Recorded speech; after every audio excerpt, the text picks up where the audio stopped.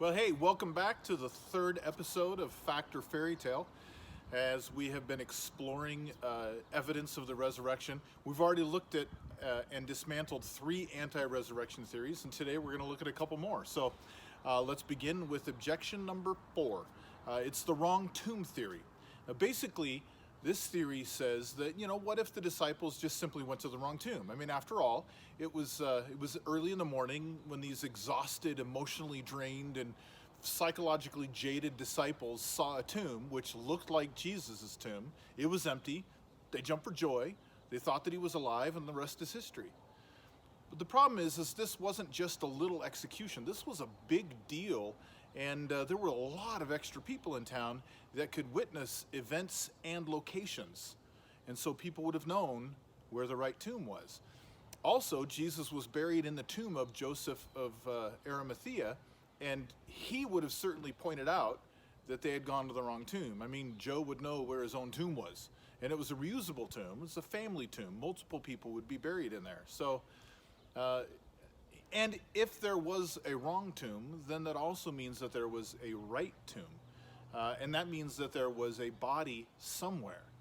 That means the Roman authorities and the Jewish leaders could have easily produced Jesus' body and crushed the growing movement. So none of that really makes sense. And then add on top of that, the women observed where Jesus' body was laid only a few days earlier. And so they shouldn't have gone to the wrong tomb. And after the hearing of the report from the women, Peter and John ran to the tomb without directions from the women. And so it's unlikely that Peter and John would make the same mistake as the women. So just the whole wrong tomb theory just doesn't quite add up like we would expect it to. So what are we really left with? We're left with over 500 witnesses recorded in the Bible who saw Jesus alive. We're left with a faith that has a resurrection message at its core that spread like wildfire. I mean, timid fishermen and accountants who are suddenly and radically changed. They refuse to back down on their claims, even in the face of horrific torture and even death. And suddenly, these very same disciples who 3 days before backed down and denied Christ when they were challenged by a young servant girl. So the wrong tomb theory just doesn't hold together. There is a final theory that we should probably mention. It is called the myth theory, basically stating that Jesus was a mythological figure, that he wasn't even real. But the reality is the problem, there's just too much evidence of Jesus' existence. Evidence evidence for Christ comes from so many written documents from the first century. There are 39 ancient sources in addition to the New Testament and early church leaders.